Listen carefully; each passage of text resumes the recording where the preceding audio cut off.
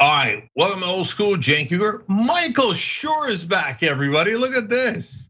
How you doing, Shurzy? I'm doing well, Cenk. It's great to be back. It's like coming home again. Yeah, I had a little hiatus, and here I am. Rock and roll, love it. What brought him back? Well, obviously, toostrongcoffee.com/TYT. Everybody knows that. Did it actually have anything to do with Michael leaving or coming back? Of course not. But are they sponsoring the show? Kind of. But do they give to progressive causes? Sure, yes. So toostrongcoffee.com/TYT. Get that lovely mug thrown in if you get 3 bags. I think we still have that deal. All right, Michael, we can start with this. Oh, Ben's gonna join us in a second, by the way. And I have an excellent topic for you guys about what do you do when a thief has made a mistake, okay? But we're gonna save that for a second. First, let me just start with the important topic of Honeysuckle. I'm gonna start uncontroversial. Honeysuckle, hilarious word, correct? Yeah, but when you first hear it, you don't think it's a hilarious word. But then as you get older and you're forced to think about it like you just did to me, it's a ridiculously hilarious word. I mean, I remember like learning what honeysuckle was at summer camp. And it was actually a thing you could it was a flower you could eat yeah. But so that's the uncontroversial part. Is it, when you hear the word honeysuckle, is it slightly erotic to you? It's not. It's not. And I see why it would be for some people, but it's not for me. I just a weird word, but I don't think it's erotic because it's too obvious. Yeah, it's too obvious. A little on the nose. Honeysuckle's a little on the nose. Yeah. Okay, and there are some words that are just funny, and some of them you know why they're funny, and others it's unclear why they're funny, right? So like honeysuckle sounds funny. Gubernatorial sounds funny. And you could figure out why, because the word suck is in honeysuckle, the word goober is almost in gubernatorial. But then there's moist, and you're not quite sure why you're uncomfortable with the word moist. And in fact, I'm gonna guess that you were uncomfortable when I said it. Is that true, Michael? I wasn't, because moist has kind of jumped the shark as far as words that people talk about being annoying or like weird and uncomfortable. So we're post moist. See, I'm already uncomfortable. But we were pre-Mankiewicz, but now he has joined us. Ben, quick summary on this before we move forward. Not one of the larger topics on Old School. What do you do with a thief is going to be a little bit larger one. But honeysuckle, funny word, yes or no? Slightly erotic, yes or no? You said, what do you do with a thief? That's later. Yes, I got it. I just mean, I'm sorry, is pro stealing stuff again? Is that what's happened? No, but I did see a thief with my own eyes. It was a fascinating story, which we're gonna get to next. Honeysuckle, I had some today. It's a delicious flower. Of all the flowers that I enjoy eating, I didn't have honeysuckle today. It's outrageous. You shouldn't eat a flower. It's ridiculous. And yes, it's a lovely name. It's a lovely name. That's the thing everybody knows about honeysuckle, because it is, but no one's done it because it's no. I did it in summer camp. Like I know you did. Yeah. I'm sure I did too. But I mean, I did it. I knew it would be ridiculous, and it was. Yeah, but Dusseldorf. No one can understand Dusseldorf. Why is that funny? I mean, there's no like secret like booger in the name or anything like that. But I don't know anyone who doesn't think the word Dusseldorf is funny. Well, first of all, Dussel is definitely funny, but Dorf is universally accepted as funny. I mean, that's just. I mean, it's so funny that Tim Conway made a series of videos about Dorf because it was fun. And I did not know that. And written into the screenplay, if not the book, I don't know. I don't recall the book well enough, of Fletch. Give it up for Fred the Dorfman. I mean, it's just funny. And the reason why they chose that name? Because people would just start laughing when he said Fred the Dorfman. Right. And I had my friend Andy Weissman is, because of Fred the Dorfman, became Andy the Weissman. Right, was one of the of all time. Yeah. No, that's why. Boy, if I all the stories about me being called Cenk the Uygur. I mean, but this is it actually.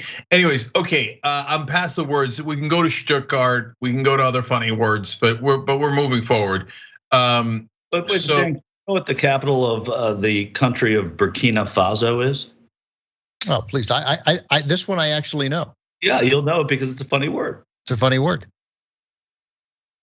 I'm so mad at myself that I don't. Go ahead.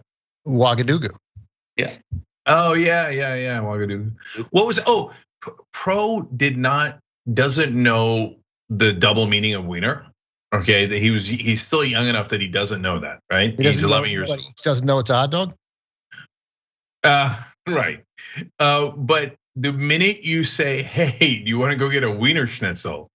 He's like, he thinks it's the funniest thing he's ever heard. Yeah, wiener schnitzel is funny. Yeah. Schnitzel is funny. Yeah. And even without the prefix, yeah, the Germans have funny words because they're awful. Yeah, yeah, and then well, I mean, that's the funny thing, right? For not only a country with a questionable history, but a language that sounds so harsh. No, I didn't mean the people are awful, though they were for a time. I meant the language. Yeah. I mean, even like hamburger's an awful word, and then it's one of the great things that America does. You know, I mean, we do some bad things. We pointlessly occupy many countries, but we take silly words and then we put them to great use. Like we've totally reformed hamburger. The notion that when people first heard it, they would think this is a great name. It's going to be the staple of American lunches for the rest of time.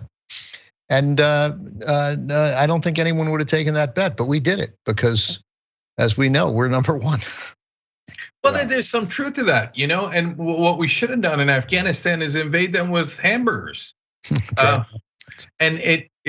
like, not kidding too much. I mean, that's what happened in Vietnam. We left in disgrace. Then we sent in McDonald's and Levi's to do our dirty work for us, and voila, they came out relatively capitalist, right? Yeah, that's right. Yeah. And you're right. We took something that sounds funny. They're like, yeah, we have beef patty. We call it hamburger, right? And we're like, let's change that to hamburger, and then add some cheese to it, and we'll call it a cheeseburger. It'll become maybe literally the most popular food item in the world. They're like, 999, no deal. We're like, screw it, we're just taking it anyway. One thing about being away from the Young Turks for a while is you come back and you forget how uncannily accurate Cenk's accents are. Oh yeah, thank you.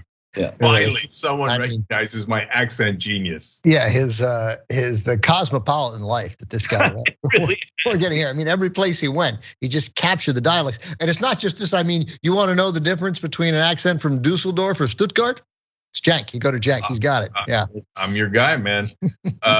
I've had Wiener Schnitzels in all. The funny thing is, I've never been to Germany. I did have a Wiener Schnitzel in Vienna once, though. That sounds. And then I had a honeysuckle. No, all right, we're moving on. Okay, guys, I want to move on, not because that conversation wasn't fascinating, but because I can't wait to ask you guys this question. So, there are fruit thieves in our neighborhood, okay? Mm-hmm. And I think it's actually about time. I mean, we live in a land of milk and honeysuckle, and there are orange trees and lemon trees and all these different things in people's front yard, and they're filled with oranges, and nobody takes them, and the homeowners don't take them either. They don't care, right? I mean, I'm just picturing, like, I don't want to, like, it's a fun story. I don't want to make it dark. This is a fun story about robbery, but I don't want to make it dark with, like, every time I think like refugees from, countries that are war torn or starving would walk around, and this is, by the way, relatively middle class neighborhood in LA, right? They walk around and go, wait, are no one going to take these oranges? Right? Like, there's a tree filled with oranges, and everyone here is refusing to take them. Like, what is going on? So, but from time to time we do get a fruit thief, and so my neighbor has a bunch of trees, including an orange tree, and so I won't give his last name, obviously, I'll give his first name. Mark's a character. I mean, Mark is great. He's the kind of character you want living next to you.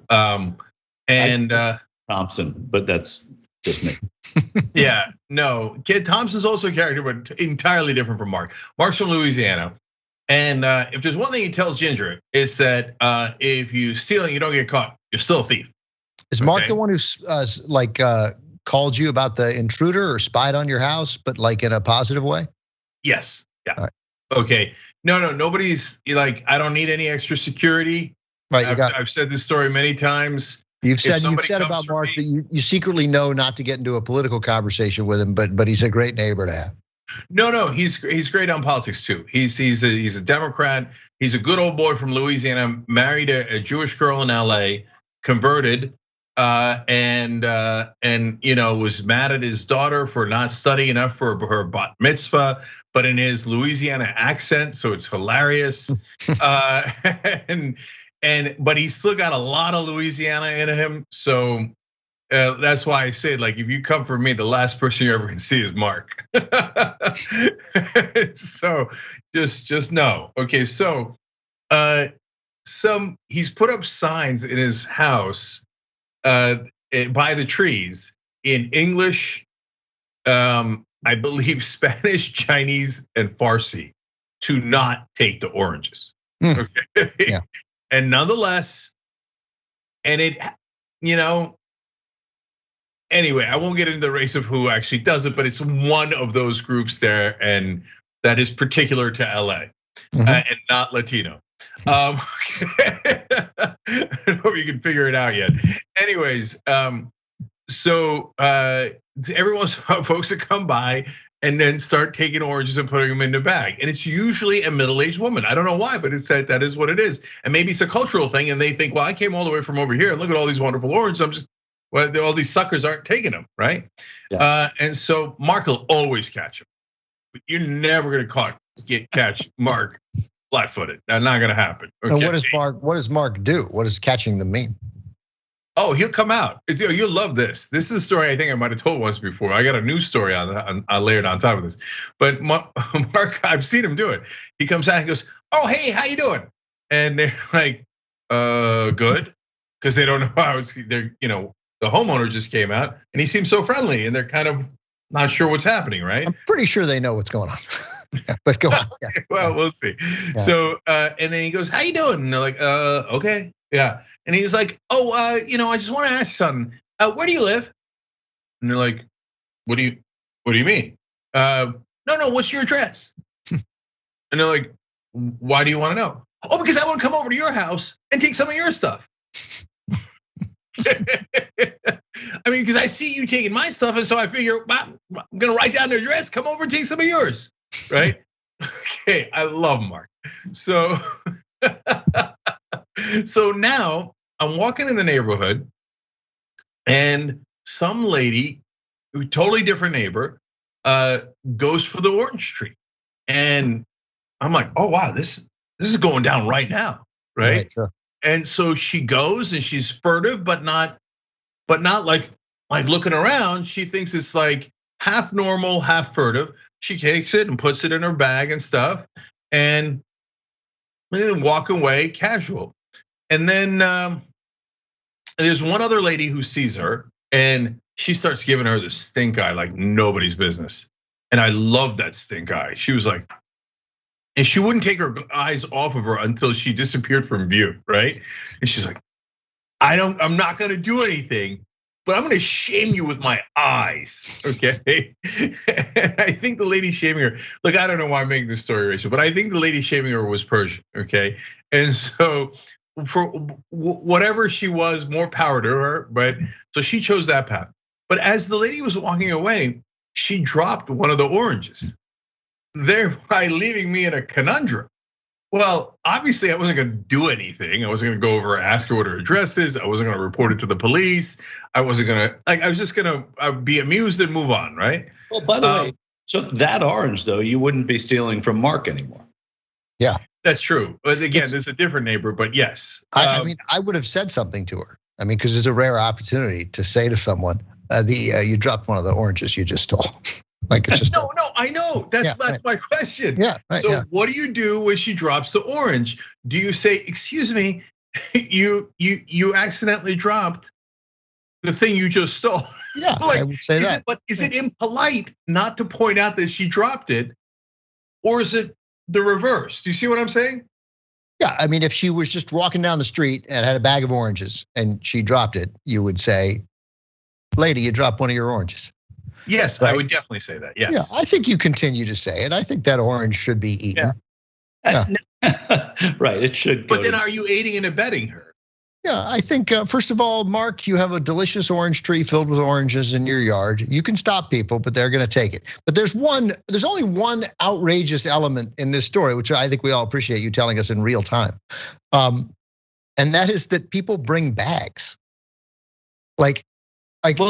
If Michael and I walked by that house, the two of us, and saw all these oranges, we might actually think, "Come on, let's take 2 oranges, one for me, one for you, and then we'll eat them right then." You can't bring your Trader Joe's bag and fill it up with Mark's oranges. That's outrageous. Because that's a premeditated crime. That's a premeditated crime. The other one is sort of a fresh fruit impulse. A crime of a frimpulse.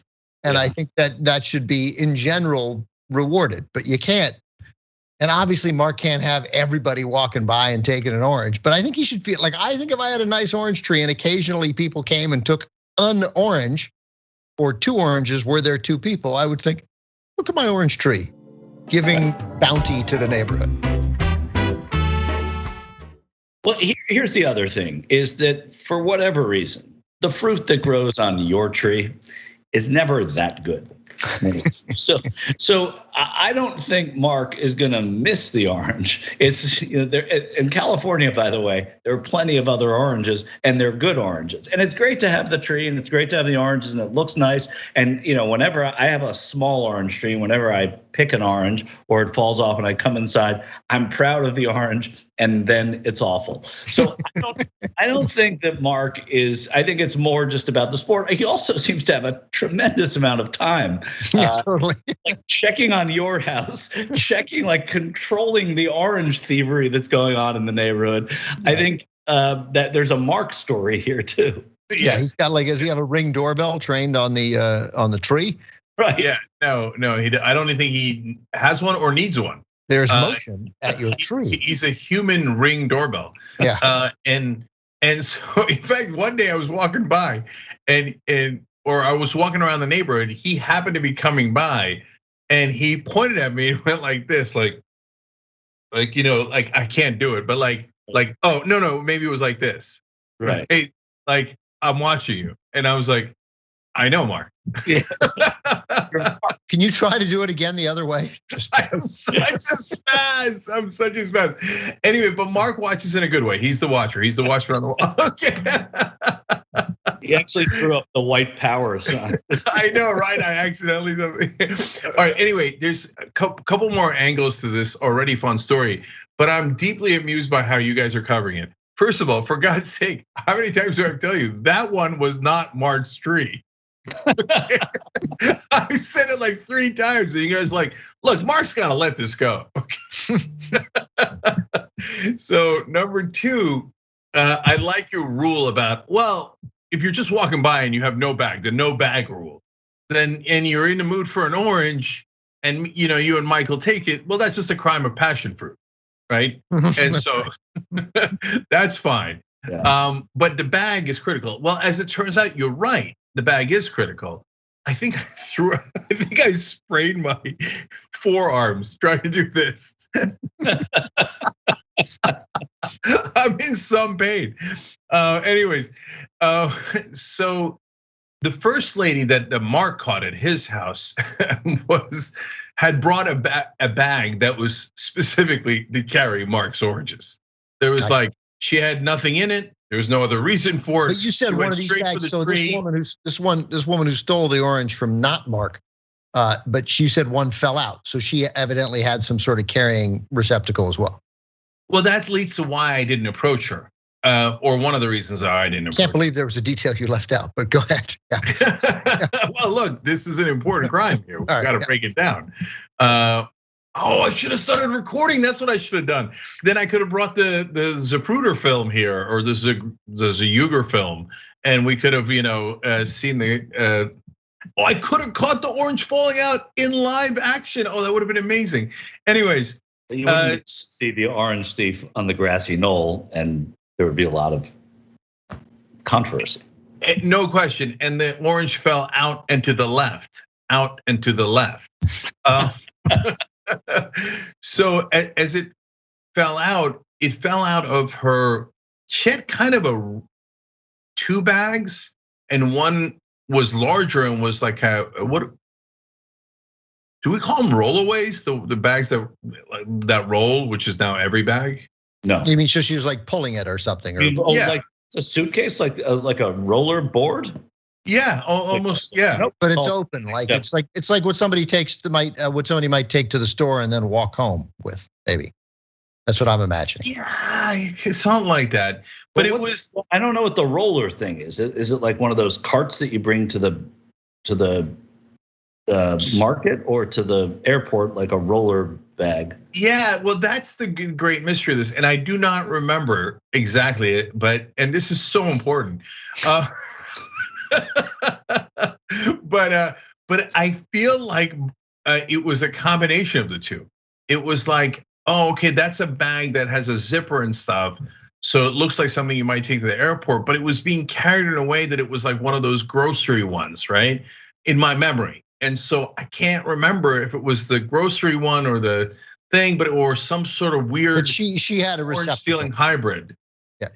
How many oranges did she take? So I'm not sure, because I caught the latter half of the actual crime, and when she was in the yard, and she put a bunch of oranges, and then left without being careful, but not in a hurry. So all those clues led me to believe she's not altogether there. Like there's something. Yeah, she's not a mastermind criminal, right?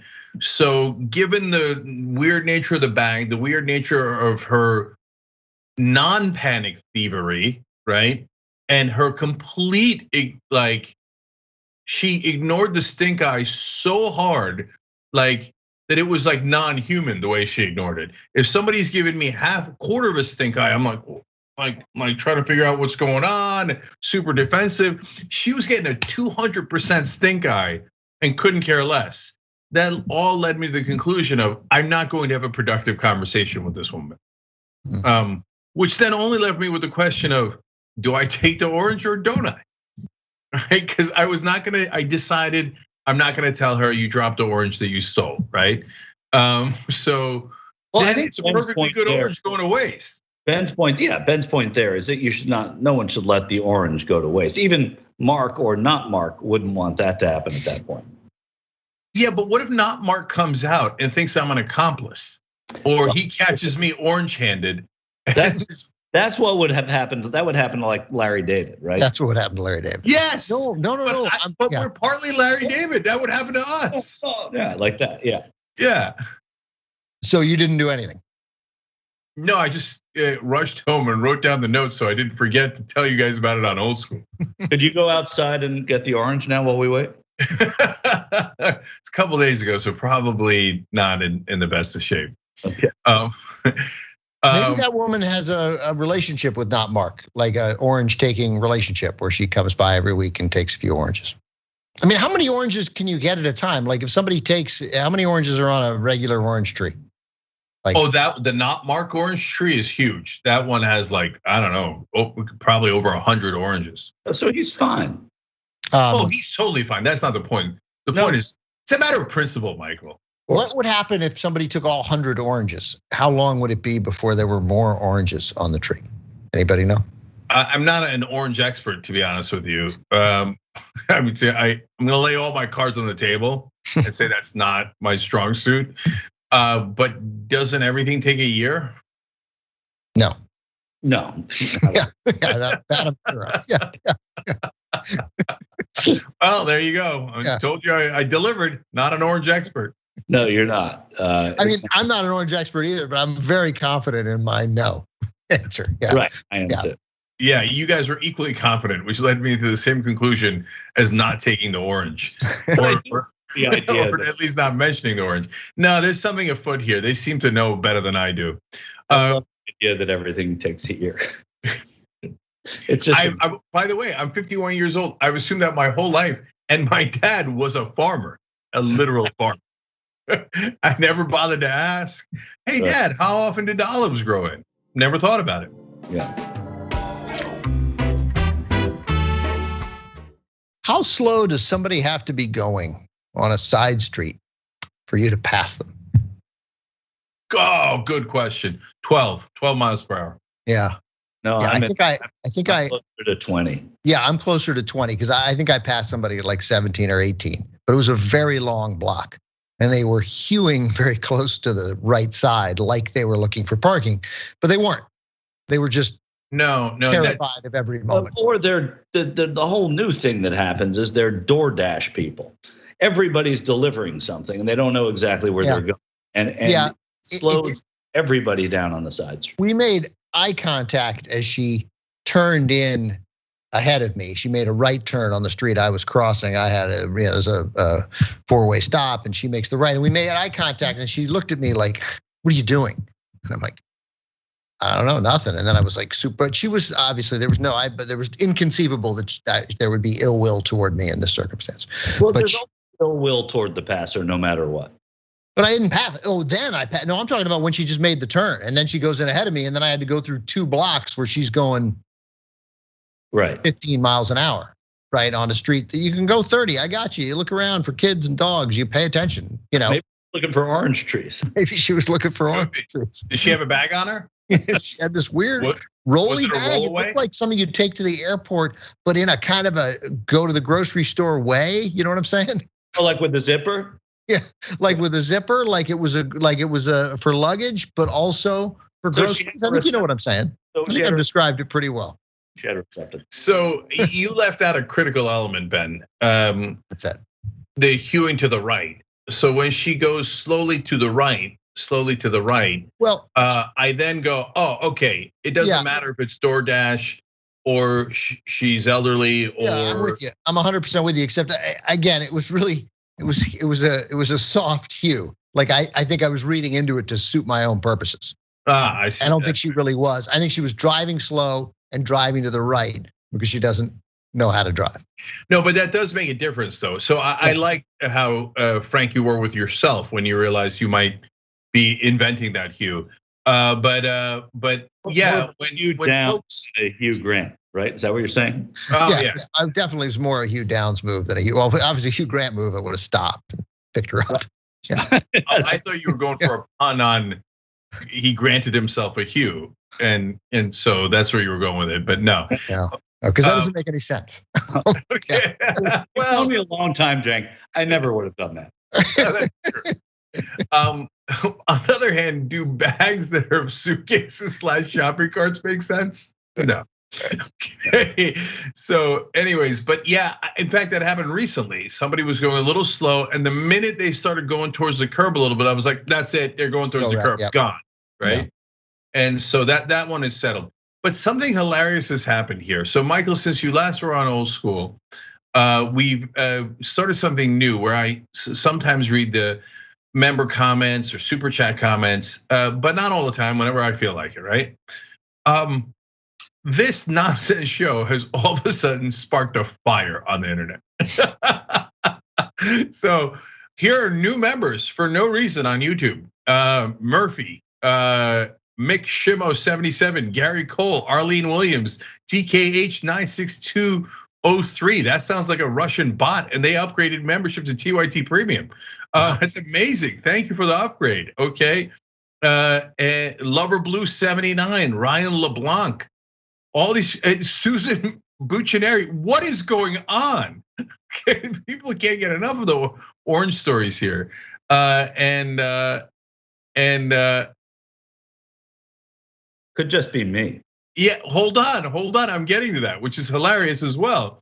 another name wrote in, smash that like button, and gave $5 on Super Chat to say smash that like button for us. So amazing. And then they also said animatronic honeysuckle, because animatronic is another word that I find to be funny and often cannot say. So that's a twofer. And then Vicky Gray just gave $10 because obviously this conversation is amazing. So $10 right there. Lots of love on Twitch, of course. Sunshine Dragon said, I had a walnut tree and would have loved for someone to take them hard on the lawnmower. Right. Yeah, that's true, man. I never thought about that. Then we go to our members. And Pale Blue Dot says, damn it, my gut told me Michael would be here tonight, and I'm 20 minutes late. Yeah, let me assure you, you didn't miss anything. Right. Yeah, you're okay. Yeah. It was a bit of a Dusseldorf conversation, but so Navinix wrote, fun fact, Michael Schur is my first celeb sighting when I moved to LA in 2017. Oh. Right. You were a celeb sighting. Look at that. Michael Schur, creator of Parks and Rec, I think. Yeah, and apparently on sold to Peacock Network, a television version of Field of Dreams. That's the big news today from Michael Schur. Congratulations. Thank you. Thanks a lot. Oh, and somebody's got, speaking of how I say things, I got a great comment coming up on Twitch. But last one here from the members for now. Actually, I'll do two. Felicia says, hello to you, IT. Great to see Michael and Cenk and Ben. Again, Michael first. I love what a star you are on Old School. This is great. And Just Be Anti-Racist said, here's a great word that's also my favorite word, kerfuffle. Super fun to say. Jess, as always, you nailed it. There's no one in their right mind doesn't think kerfuffle is a fun word. Right, but here's the difference. Here's why Dusseldorf is more fun, because kerfuffle is sort of universally it sounds so silly. It sounds made up.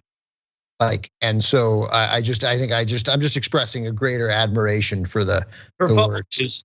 There's not a much more fun word to say in English than right. That's right. Than kerfuffle. And in fact, every time you hear it, it's hard to believe that it's an actual word. Total. Yeah. That's funny. So we've been doing more emojis, especially for the YouTube members and Twitch and stuff. So Postal Wench wrote in on Twitch, gave 1,000 bits too, so we appreciate it. Said this old lady wants a Ben emoji. Okay, all right.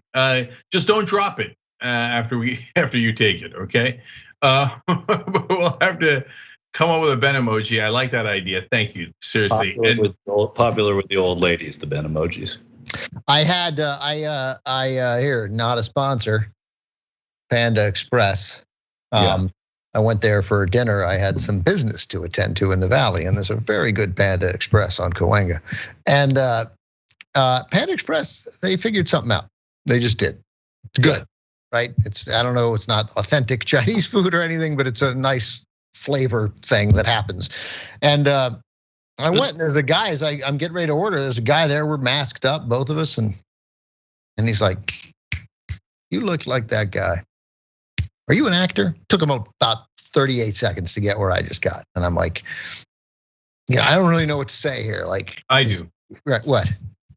Yeah, it happened to me recently. It in fact happens fairly regularly, but this time he gave me a fake name. It was great.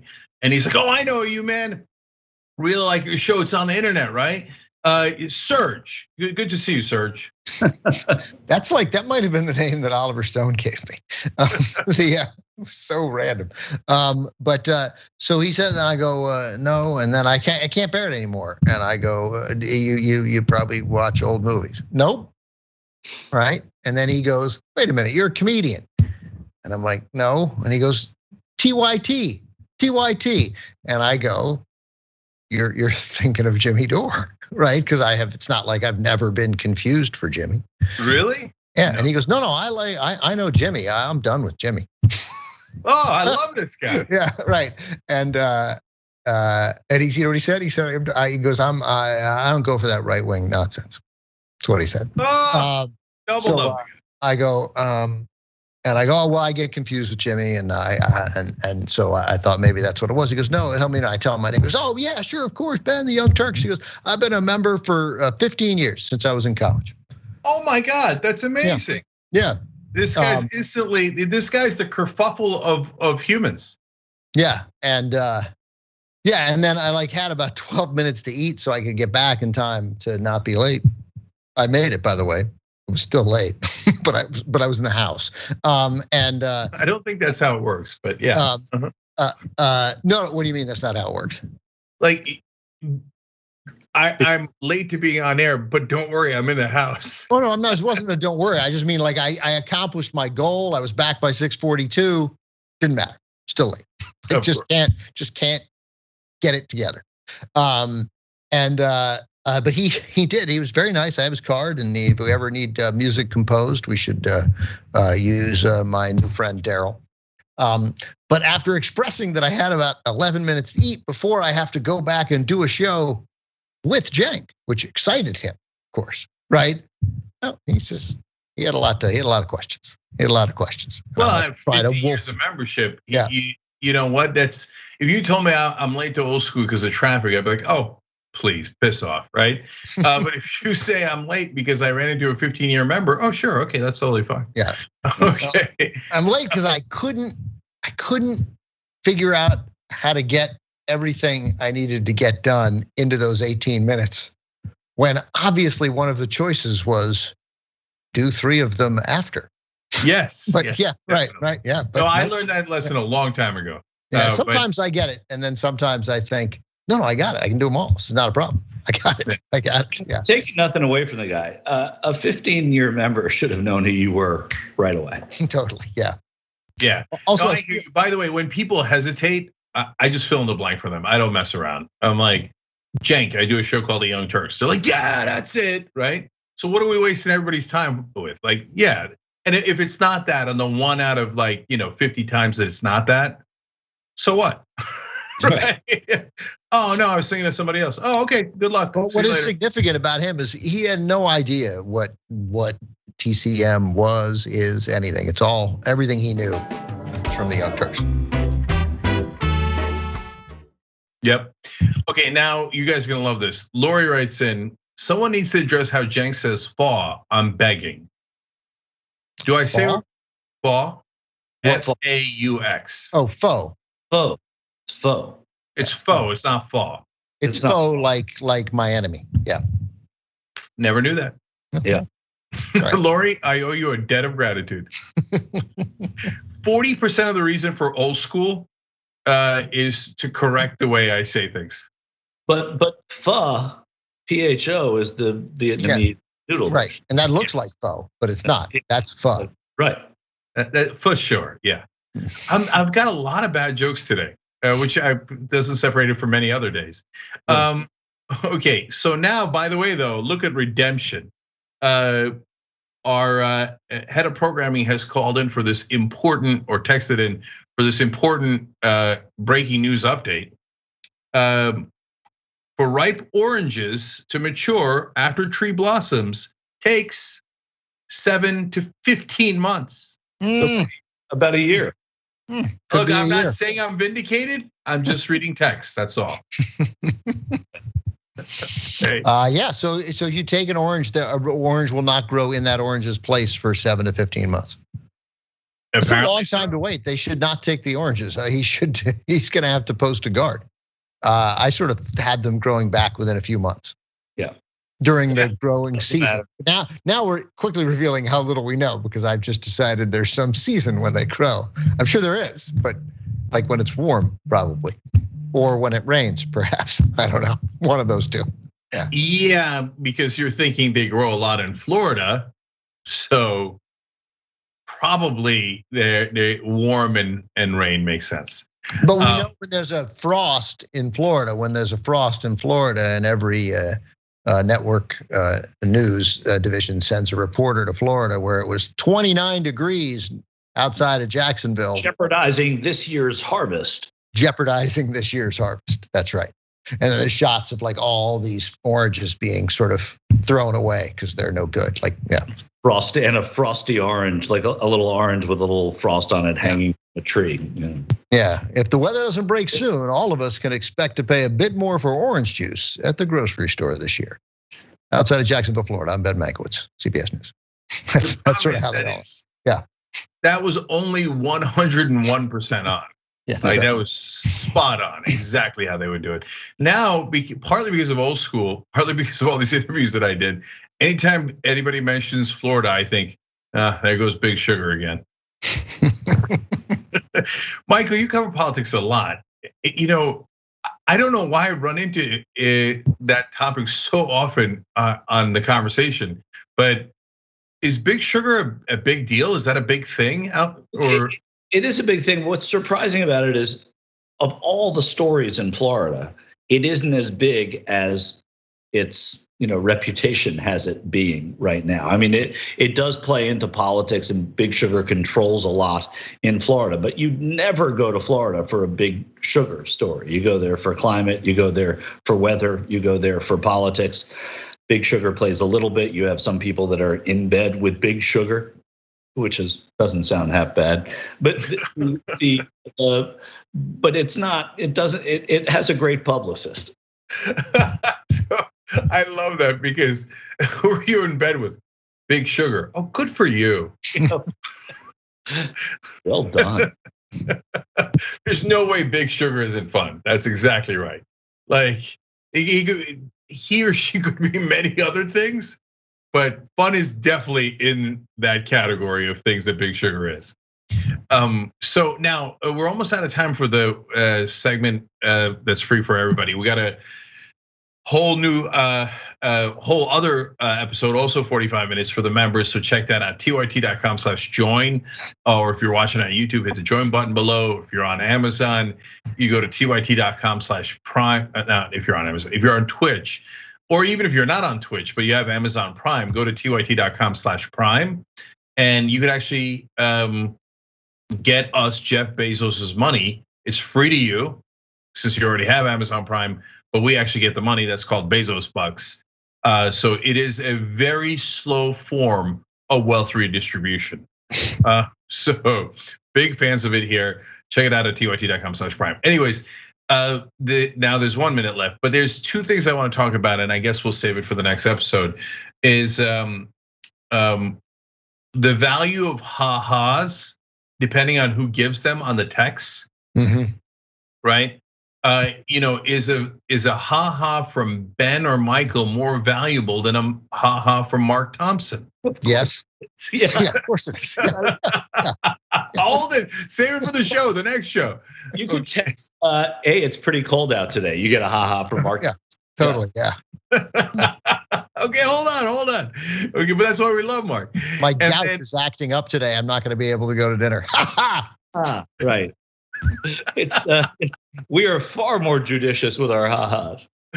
Yes, so that conversation is happening just for the members. Sorry if you're not a member, you're gonna miss that one. Okay, and also I'm now a new fan of, although it's gotten delayed now, revenge everything. Okay, minus porn. So revenge parties, revenge dinners. I'll explain what that means, but we gotta go. All right, so tyt.com/join to get those scintillating / irrelevant conversations, but they're fun. They're kind of like Honeysuckle. You're not really eating it, but it's kind of fun. Or hit the join button below if you're watching on YouTube. All right, much love, members. We'll see you in a minute.